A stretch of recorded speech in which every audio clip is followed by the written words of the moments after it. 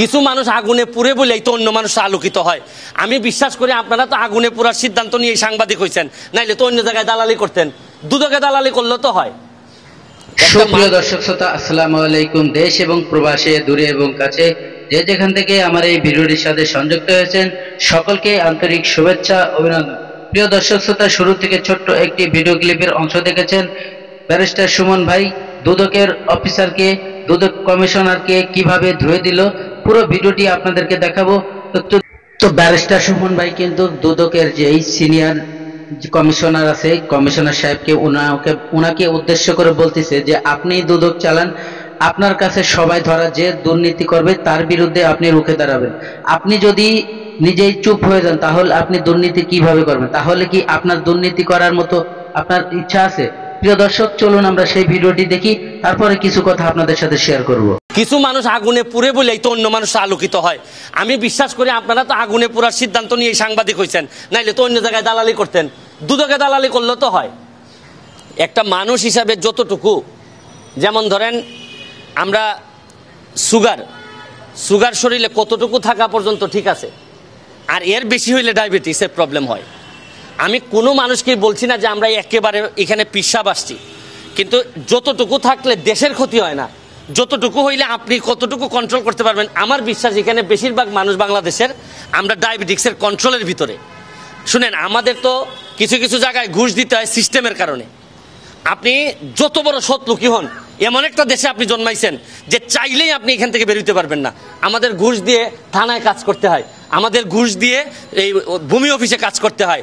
দুদক যেখানে দাঁড়াই আছি না, এইখানে ডিডি পর্যন্ত বিভিন্ন লোকজনের বিরুদ্ধে সরাসরি অভিযোগ আছে টাকা খাওয়ার। এই দেশে আমরা জন্মাইছি, আমরা তারপরও কিছু মানুষ আছে আমরা চেষ্টা করে যাচ্ছি যে নিজেদের সর্বস্ব দিয়ে হইল কিছু অন্তত তরুণ প্রজন্ম জন্মা যারা আমাদের পরে এটাকে টেনে নিয়ে যাবে। কারণ কোন জায়গা আপনি বলেন, যে জায়গায় দাঁড়াইছেন, যাদের কাছে বিচার দিতে আসছি তাদের বিরুদ্ধেও তো বিচার আছে।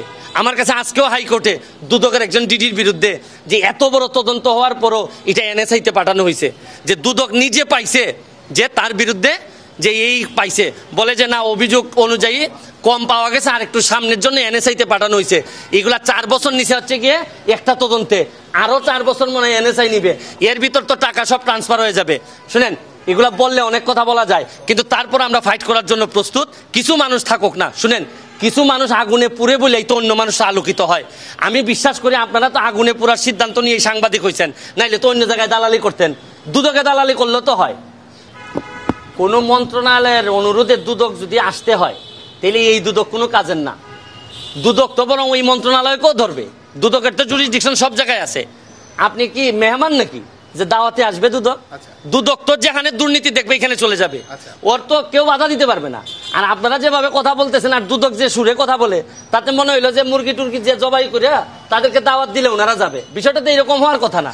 তারা এটার জন্যই তো চাকরি এখানে করেন। এখানে হচ্ছে গিয়ে টাকাটা যদি বিদেশ থেকে এসে থাকে, আমার দেশে যদি দুর্নীতি হয়ে থাকে, আর যদি ফিফা দিয়ে থাকে, এই টাকাটা কি বাংলাদেশ ফুটবল ফেডারেশনের জন্য বরাদ্দ ছিল না? এই টাকাটা কি আমি একজন ফুটবলার হিসাবে আমার জন্য ছিল না? তা আমার পাবলিক মানি হয়ে গেল না? আর এই পাবলিক মানি যদি আপনি এখানে যদি দুর্নীতি করে থাকেন, তাহলে কোন বিবেচনায় আপনি ফিফার কথা বলবেন? শুনেন, এই ফিফার কথা বলে ও দুদক যা করবে এটার অজুহাত বলে। অজুহাত হচ্ছে গিয়ে যে শুরু করিতেছি মহান আল্লাহর নামে, যিনি পরম করুণাময় এবং অত্যন্ত দয়ালু।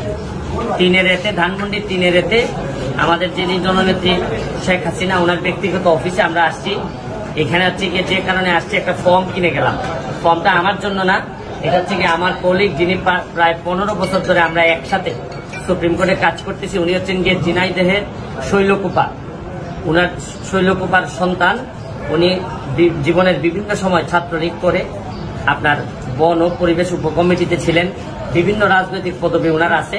উনি যেহেতু আপনারা জানেন যে এই শৈলকুপা থেকে যিনি নির্বাচিত হয়েছিলেন আব্দুল্লাহ সাহেব, উনি ওনার মৃত্যুর জনিত কারণে এই আসনটি খালি ঘোষণা করা হয়।